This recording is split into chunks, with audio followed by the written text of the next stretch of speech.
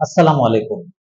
আমরা যখন বাংলায় কথা বলি তো তখন শব্দটা যদি আসে, আসবো, যাবো, যেতে পারবো, থাকতে পারবো, ঘুমাতে পারবো, অবশ্যই যাবো, এরকম যখন কথাবার্তাগুলো হয় তখন আমাদের খেয়াল রাখতে হবে যে আমরা ৩ ধরনের স্ট্রাকচার ব্যবহার করতে পারি। যেমন উইল বা শ্যাল, মাস্ট এবং উইল বি এবল টু। যখন আমি বলবো যে আমি হাঁটবো, তখন আমি বলবো আই উইল ওয়াক অথবা আই শ্যাল ওয়াক। আমি হাঁটতে আমি হাঁটবো, আই উইল ওয়াক বা আই শ্যাল ওয়াক।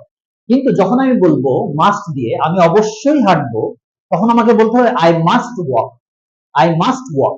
কিন্তু যদি বলি আমি হাঁটতে পারবো, অর্থাৎ পায়ে ব্যথা ছিল এখন ব্যথা নেই, হাঁটতে পারবো, তখন বলতে হবে I will be able to walk.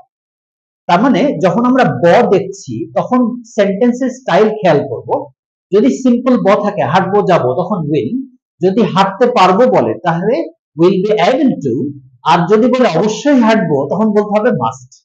ঠিক আছে মাই ডিয়ার লার্নার্স, এটা খেয়াল করলে আমাদের লাইফ ইংলিশ কথাবার্তা বলা দিয়ে অনেক সহজ হয়ে যাবে। আসসালামু আলাইকুম।